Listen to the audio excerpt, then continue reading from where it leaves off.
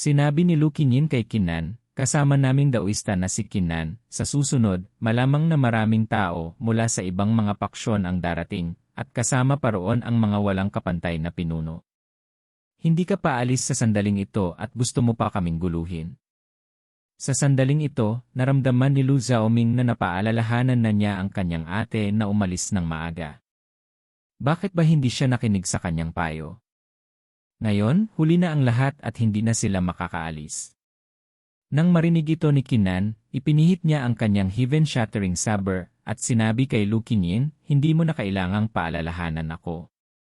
Gaano man karami ang kalaban na darating, sabay turo ng kanyang sandata sa mukha ni Lu Kinyin. Ikaw ang kumilos sa kritikal na sandali para wasakin ang harang ng Ice Mirror Space, na nagpahintulot kina Xiao Yu at Long Xuanling na pumasok at muntik na akong mapatay. Ginawa mo yon at ngayon gusto mo pang umalis? Sa tingin mo ba ay hahayaan kitang makatakas?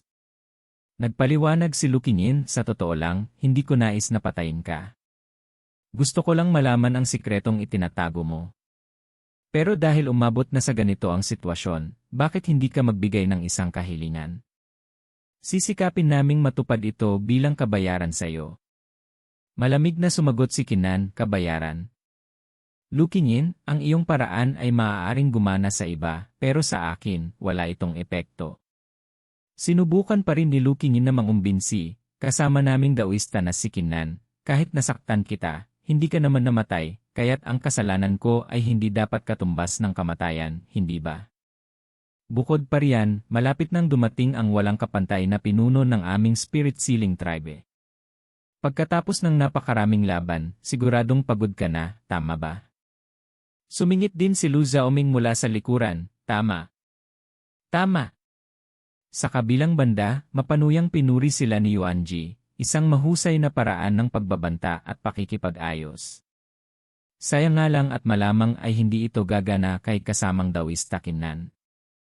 Nakatutok pa rin ang heaven-shattering saber ni Kinan sa mukha ni Lu Kinyin. Kung ako lang ang kinalaban mo, mapapalampas ko pa. Pero bakit kailangan mong idamay ang aking mga kaibigan, na muntik nang mamatay dito? Tanging ang inyong dugo lamang ang makakapagpawi sa galit sa aking puso. Nang makita ni Lu Kinyin na hindi niya makukumbinsi si Kinan, naghanda siya sa pag-atake at sinabing, kung ganoon, wala kaming pagpipilian kundi ang lumaban hanggang kamatayan. Pagkatapos ay sinabi niya sa mga natitirang nakaligtas, mga kasama, gaano man kalakas si Kinan, mauubos din ang kanyang lakas immortal. Kung magkakaisa tayo ngayon, tiyak na makakahanap tayo ng daan para mabuhay. Itinaas ni Kinan ang kanyang heaven-shattering saber at hinamon sila, kung gayon, subukan niyo. Biglang sumulpot si Mingwang na tuwang-tuwa, sabik na ang hari na ito na turuan sila kung paano umasal. Iwinasiwas ni Kinan ang kanyang heaven-shattering saber, na naglalayong hatiin si Lu Kinyin sa dalawa. Ngunit ayaw ni Lu Kinyin na mahati, kaya tumalon siya paatras para umiwas. Pagkatapos, bumigkas siya ng isang spell, 8 Revolutions 9 Brilliance Sunless Flower, bumukadkad ka. At tinamaan ng kanyang dalawang daliri ang heaven-shattering saber ni Kinan, na nagpakawala ng nakakasilaw na gintong liwanag. Samantala, sa kailaliman ng Liuhe Restricted Area, ang mga walang kapantay na pinuno na abala sa pagtanggap ng kanilang mga mana ay biglang nagulat. Isang matandang lalaki ang biglang tumayo at sumigaw, sino ang nangahas na maging arogante? Nagtanong si Zugang Immortal King, anong nangyari? Malungkot na sumagot ang matanda, ang cultivator na ipinadala ng ating All-King Ancient Island ay nagulat na si Xiao Yu ay patay na. Ngunit kalmadong sinabi ni Zugang Immortal King, sa loob ng Liuhe Restricted Area, normal lang na mangyari ang mga ganyang bagay. Naisip ng matanda na sana'y hindi na lang niya sinabi ito at nagmukha pa siyang kahiyahiya. Sa pagkakataong iyon, tinanong ng isa pang matanda ang katabi niya, kasama naming daoista Zugang, ang cultivator na ipinadala ng inyong Raging Flame Tribe, siguradong walang masamang nangyari, hindi ba? Napipilitang sumagot si Zugang, may nangyari ngang kaunti. Isang peak heaven immortal at 20 ilan pang miyembro ng tribo ang namatay, pero hindi ito malaking bagay. Marami namang talento ang aming Raging Flame Tribe.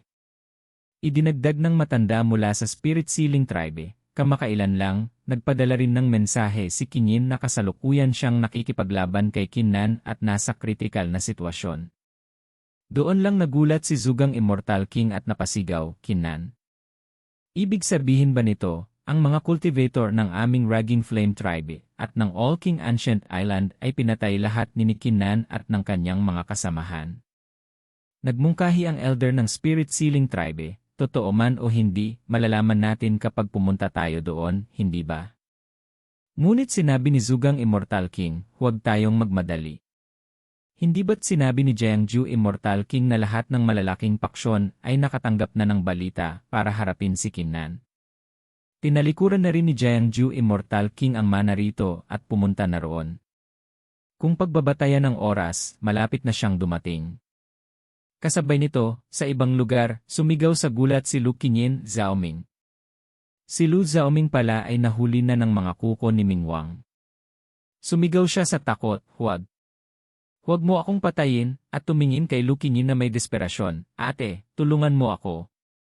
Nang makita ni Lu Qinyin na ang kanyang kapatid ay malapit ng mamatay, nagalit siya at sumigaw, Kinnan, kung maglakas loob kayong saktan, kahit isang hibla ng buhok ng kapatid ko, kahit buhay ko pa ang kapalit, hinding-hindi ko kayo patatawarin. Hindi pinansin ni Kinnan ang banta at kalmadong sinabi, kung may kakayahan ka, sige, gawin mo. Sa kabilang panig, habang hawak si Lu Xiaoming, sumigaw si Mingwang, mamatay ka na. Ngunit sa sandaling dudurugin na sana ni Mingwang si Lu Xiaoming, isang malakas na enerhiyang immortal ang humarang sa kanila. Natigilan sina Eight Brilliance Demon Emperor at Xiu Shenliang. Naguguluhang nagtanong si Xiu Shenliang, anong nangyayari? May sagot na si Eight Brilliance Demon Emperor. Si Jiangju Immortal King. Hindi ko inaasahan na ang isang peerless overlord na nasa rurok ng kapangyarihan ay hindi pumunta sa kailaliman ng Liuhe Restricted Area para sa mana, kundi napunta rito. Nang makita ito, napabuntong hininga na lang si Kinnan. Talagang isang kaluluwang hindi matahimik. Nagpakita si Jiangju Immortal King at sinabing, Kinnan, hindi ko inaasahan na umabot ka na sa ikalimang antas ng Heaven Immortal. At ang mga taong ito, ikaw ba ang pumatay sa kanilang lahat? Kalmadong sumagot si Kinnan, ako nga. Ano ngayon? Mayabang na sinabi ni Jiangju Immortal King, mabuti. Napakabuti. Mukhang tama ang desisyon kung talikuran ang mana sa kailaliman ng Liuhe Restricted Area para harapin ka rito. Nag-aalalang nagtanong si Eight Brilliance Demon Emperor, Kinnan, ano ang susunod nating gagawin? Dahil narito si Jiangju Immortal King, halos imposible nang makatakas tayo. Kalmadong sumagot si Kinnan, huwag kayong mag-alala. Mayroon akong isang alas na kayang direktang pumatay kay Jiangju Immortal King. Ngunit pagkatapos gamitin yon, malamang na magdulot ito ng isang malaking kalamidad. Nasa akin na yon ang token ni Gulin Immortal King at isang selyo ng God of Battle. Kahit gamitin ko ang una, malamang ay hindi agad makakarating si Gulin Immortal King. Kaya't ang pangalawa na lang ang magagamit ko. Pero sinabi ng God of Battle na kapag ginamit ang selyo, magdudulot ito ng malaking kalamidad.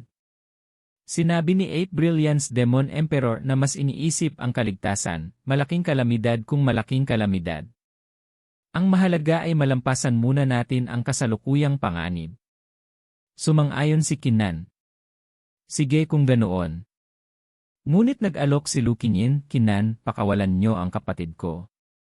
May paraan ako para pansamantala kayong makaalis dito, na magbibigay sa inyo ng sapat na oras na katumbas ng 100 paghinga.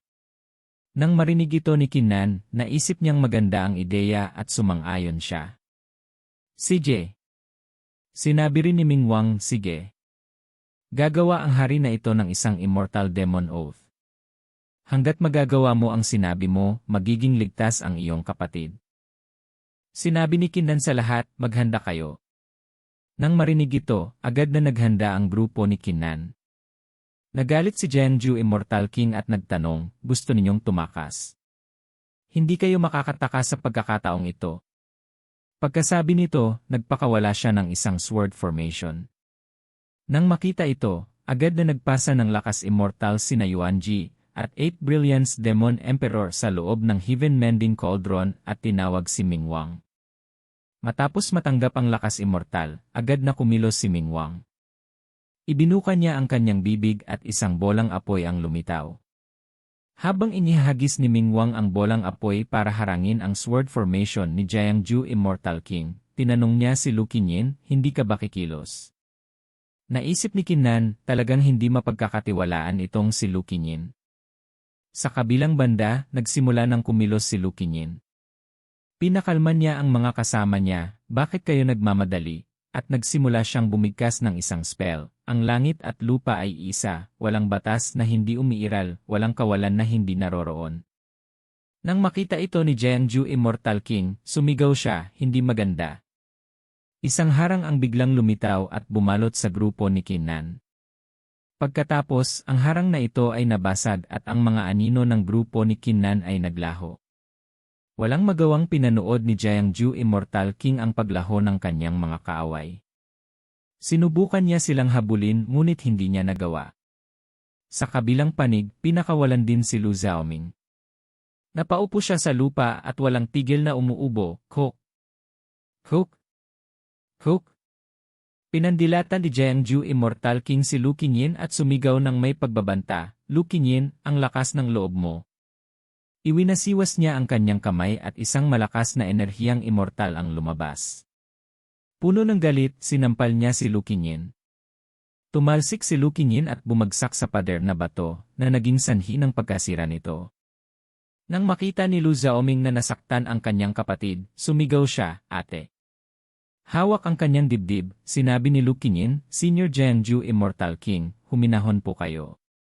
Ginawa ko lamang ang desperadong hakbang na ito para iligtas ang aking kapatid. Ngunit mayroon akong isang huling paraan.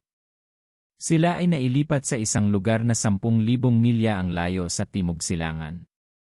Bawat isa sa kanila ay may bakas ng aking spirit sealing key. Gamit ang talisman na ito, mahahabol niyo sila sa loob ng 100 paghinga. Pagkasabi nito, inabot niya ang isang talisman kay Jiangju Immortal King. Galit na sinabi ni Jiangju Immortal King, Lu Qinyin, alam mo ba kung sino ang pinatakas mo?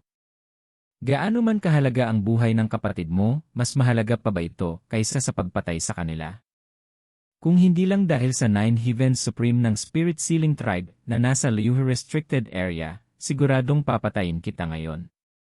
Maaaring hindi ka patayin, ngunit hindi ka makakatakas sa parusa. Pagkasabi nito, isang maliit na dragon ang lumitaw sa kanyang kamay. Iwinasiwas niya ito at tinamaan ang tiyan ni Lu Qinyin na muling tumalsik. Sumigaw si Lu Xiaoming, ate. Ngumisi si Jiangju Immortal King. Dahil ganyan mo kamahal at pinoprotektahan ang iyong kapatid, siguradong hindi ka magrereklamo kung maputol man ang lahat ng iyong mga meridian para sa kanya, hindi ba?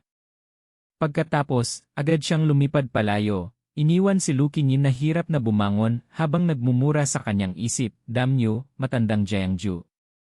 Naglakas loob siyang. Samantala, sa isang dagat ng ulap na 10,000 milya ang layo, dumating na rin ang grupo ni Kinnan. Nakahinga ng maluwag si 8 Brilliance Demon Emperor at sinabing, sa wakas, nakatakas din tayo. Tiningnan ni Kinnan si Xueyan na nasa bisig ni Xiu Shenliang at tinanong si Mingwang na nasa Heaven Mending Cauldron, kumusta na si Senior Xueyan? Isang pakiramdam ng pagkakasala ang bumalot sa kanya. Kung hindi dahil sa akin, hindi sana ganito ang sinapit ni Senior Xueyan. Sumagot si Mingwang, tamang-tama ang paglabas mo sa iyong seklusyon. Nailigtas niya ang kanyang buhay, ngunit wasak na ang kanyang cultivation. Kahit gumaling pa ang kanyang mga sugat, mananatili na lamang siya sa Human Immortal Realm magpakailanman. Nang marinig ito, nabigla si Kinnan at sumigaw, ano? Tahimik na nag-isip si Kinnan na siya na ang tatapos sa alitan nila ni Long Xuanling. Sa sandaling yon, biglang nag-vibrate ang token mula kay Gulin Immortal King. Naisip ni Kinnan, nagpadala ako ng Divine Sense kay Gulin Immortal King kanina. Sinabi niya na kaya niyang kumilos ng isang beses gamit ang token na ito nang hindi personal na pumupunta para malutas ang ating krisis. Hindi madaling kalaban si Lu Qinyin, baka mayroon pa siyang ibang paraan. Pagkatapos ay nagmungkahi siya sa grupo, umalis muna tayo sa lugar na ito. Yumiling si 8 Brilliance Demon Emperor. Kinnan, hindi na muna ako pupunta sa kailaliman ng Liuhe Restricted Area. Babalik muna ako sa lupain ng mga hindi namamatay para i-refine ang mga kayamanang nakuha ko. Pagkatapos, muli akong papasok sa Restricted Area para makipag-agawan ng mana. Sabay-sabay na sinabi ni Yuanji at Xiu Shenliang, ganoon din kami. Idinagdag pa ni Xiu Shenliang, at isa pa, may dala akong sugatan ngayon. Mas mabuting iwasan muna ang mga mapanganib na lugar. Nagsalita rin si Ling Lanlan, Kinnan, sasama ako sa kanila. Pagkatapos ay nagpadala siya ng mensahe kay Kinnan, tungkol sa Maxu sa kailaliman ng Liuhe Restricted Area, hindi ko masabi ang mga detalye, pero masasabi kong isa itong libingan na may taong buhay sa loob. Hinimas ni Kinnan ang kanyang baba habang nag-iisip, mukhang tama nga ang sinabi ni Empress Fio. Ang taong buhay sa loob ng libingang iyon ang marahil ang susi sa misteryo ng aking nakaraang buhay. Kaya't sumang-ayon si Kinnan sa lahat. Sige, maghiwa-hiwalay tayo rito. Bumalik ang grupo habang si Kinnan naman ay nagpatuloy sa kailaliman ng Liuhe Restricted Area. Sa loob, nagliliparan ang mga bato at alikabok sa lahat ng dako. Mabilis na lumipad si Kinnan sakay ng kanyang espada habang nag-aalala, sana ay nakabalik na sina 8 Brilliance sa lupain ng mga hindi namamatay. Bigla, isang special portal ang bumukas sa harapan ni Kinnan. Sumilip si Jiangju Immortal King at sinabing, Kinnan, sa wakas, nahabol din kita. Nang makita ang mukha nito, galit na sumigaw si Ming Wang, talagang tinraidor tayo ng Lu Qingyin na yon. Sa susunod na makita ko siya, sisiguraduhin kong mas gugustuhin pa niyang mamatay. Malamig na nagtanong si Jiangju Immortal King, Kinnan, nag-iisa ka lang.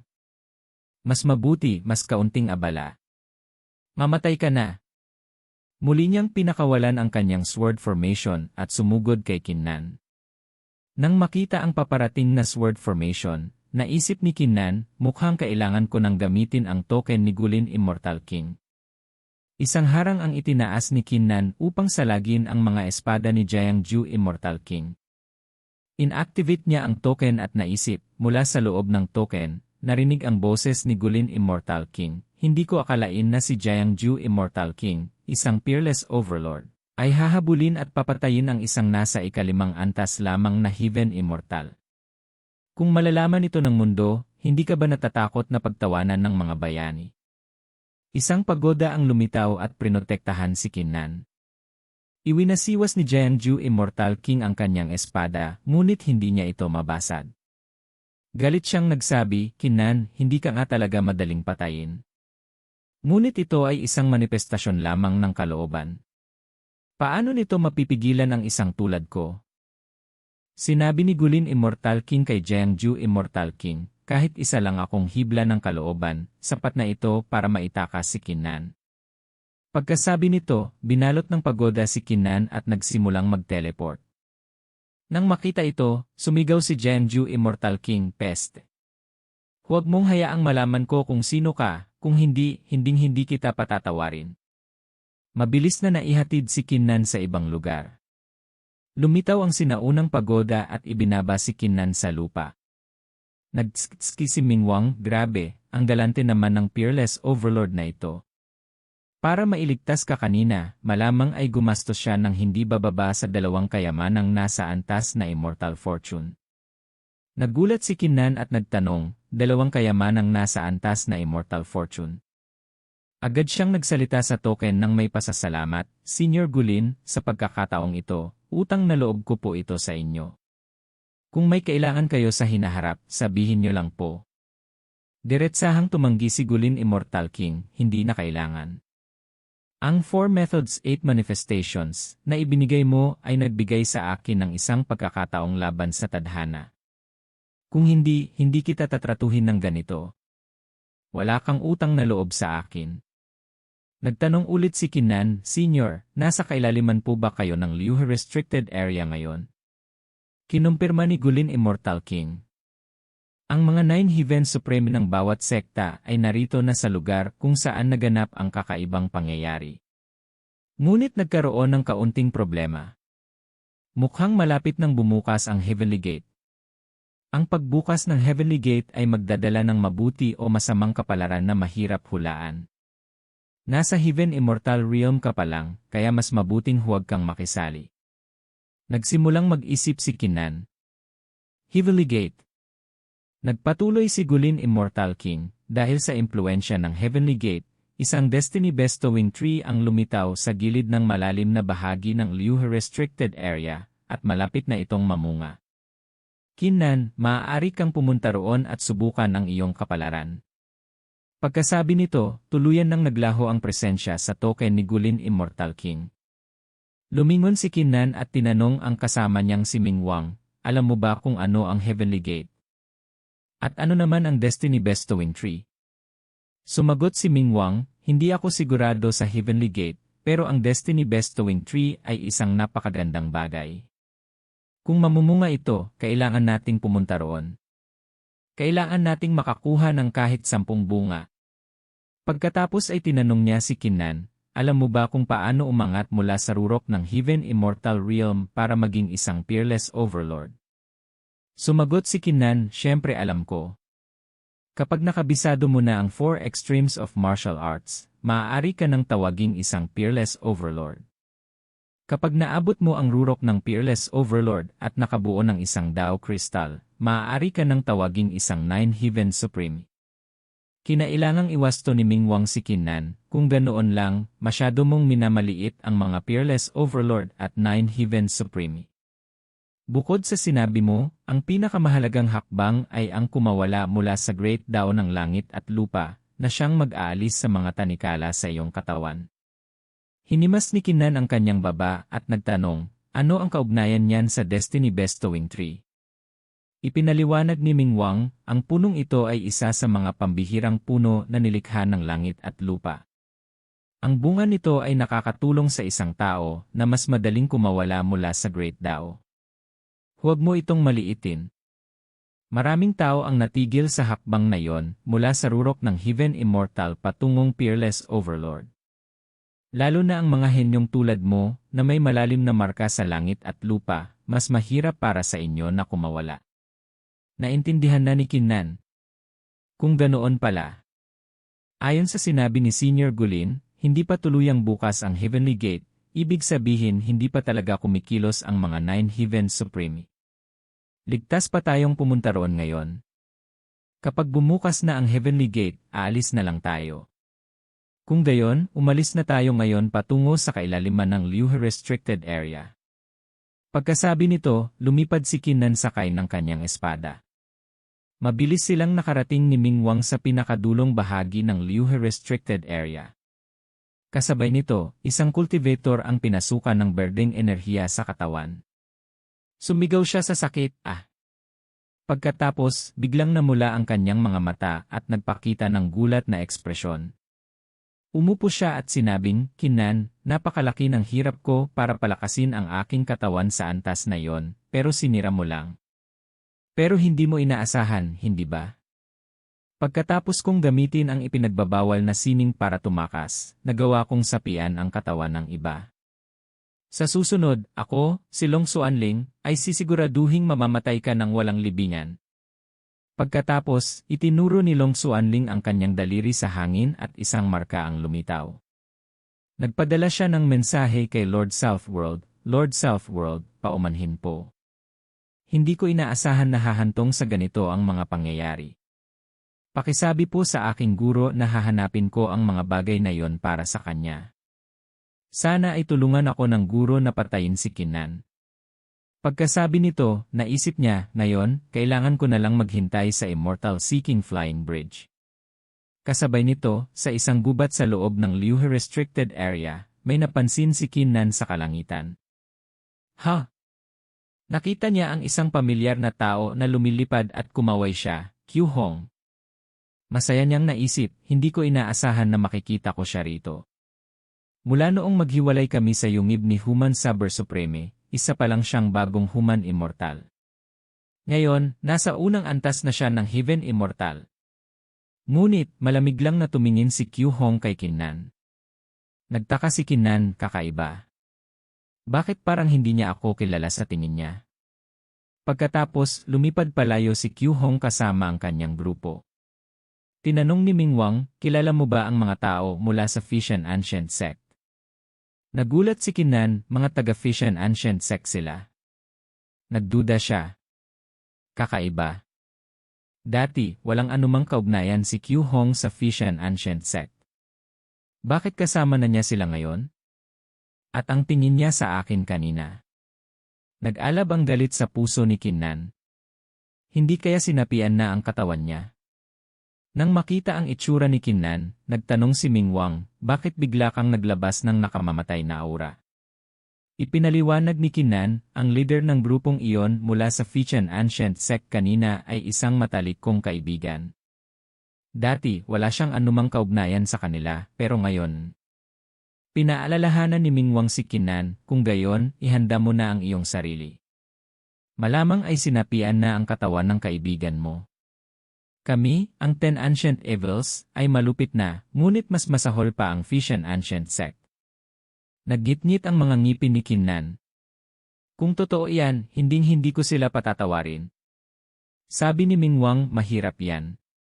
Alam mo ba kung bakit laging magkakasama ang mga taga Fishan Ancient Sect? Nagtanong si Kinnan, bakit? Ipinaliwanag ni Ming Wang, dahil sa kanilang masamang reputasyon. Kung hindi sila magkakasama, kapag nakatagpo sila ng isang cultivator na nakakakilala sa kanila, agad silang papatayin. Naintindihan na ni Kinnan. Kung gayon pala, ang grupo ng Fishan Ancient Sect ay papunta sa kailaliman ng Liu Restricted Area. Ang kanilang layunin ay malamang na may kaugnayan sa Heavenly Gate na binanggit ni Gulin Immortal King. Hanapin muna natin ang Destiny Bestowing Tree, at kapag bumukas na ang Heavenly Gate, saka tayo papasok sa mas malalim na bahagi. Hindi nagtagal, natagpuan ni Kinnan ang Destiny Bestowing Tree sa tuktok ng isang bundok. Tinanong ni Kinnan si Ming Wang, iyon ba ang Destiny Bestowing Tree? Maraming cultivator dito, at marami sa kanila ay kaaway ko. Sumigaw si Ming Wang, naku. Huwag muna tayong magpapakita. Pinakalma siya ni Kinnan, huwag kang mag-alala, magbabalat kayo ako ng maayos. Mabuti na lang at limitado ang divine sense ng mga cultivator sa Liu Restricted Area, kaya maliit ang tsansang mabuking tayo. Nagmungkahi si Ming Wang, kung gayon, magtatago muna ako sa iyong storage ring. Nagsuot si Kinnan ng isang balabal na tumatakip sa kanyang ulo, at maingat na sumiksik sa gitna ng karamihan upang hindi makatawag ng pansin. Tumingin si Kinnan sa kanan at nakita ang isang cultivator na nasa ika-6 na antas ng Heaven Immortal. Siguro iyan si Zuyan, ang henyo ng Raging Flame Tribe. Pagkatapos ay tumingin siya sa kaliwa at may nakita. Ika-7 antas ng Heaven Immortal. Siguro iyan si Gu Xiaoyao, ang henyo ng Wengu Tribe.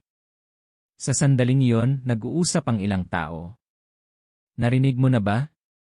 Hindi lang naibalik ng Kinnan na iyon ang kanyang Dao Foundation, kundi umabot pa sa ika-5 antas ng Heaven Immortal at pinatay ang daan-daang cultivator mula sa Extreme Living Gate at Raging Flame Tribe sa isang iglap. Sumagot ang isa, siyempre narinig ko na. Ngayon, lahat ng malalaking paksyon ay nag-utos sa kanilang mga disipulo na patayin si Kinnan sa oras na makita siya. Maging ang 9 Heaven Supreme ng Spirit Sealing Tribe ay personal nang nagsalita. Pinagpawisan si Kinnan nang marinig ito. Alam ko nang mangyayari ito. Sakto namang may isang taong tumuro sa puno at sumigaw, namumulaklak na. Pagkatapos, lumitaw ang mga kumpol ng bunga mula sa Destiny Bestowing Tree at nagsimulang mahulog.